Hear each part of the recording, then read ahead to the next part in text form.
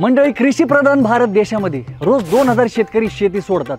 योग्य मोबदला मिळत नाही म्हणून आपल्या मातीतल्या सोन्याची खरी किंमत आपण कधी ओळखणार आहे? ही गोष्ट मनावर घेतली देवदासींच्या वस्ती शेजारी छोट्या गवळी गल्लीत वाढलेल्या एका मुलानं. ॲडव्होकेट प्राध्यापक गणेश हिंगमिरे यांनी हे शिवधनुष्य उचललं.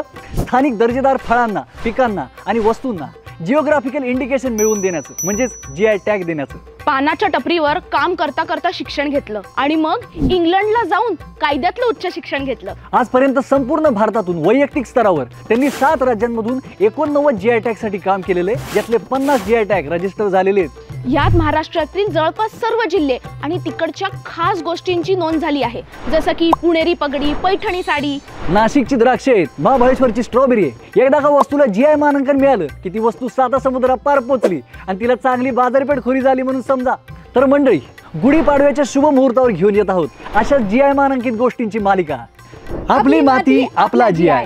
पाहण्यासाठी फॉलो करा स्वयं टॉक्स.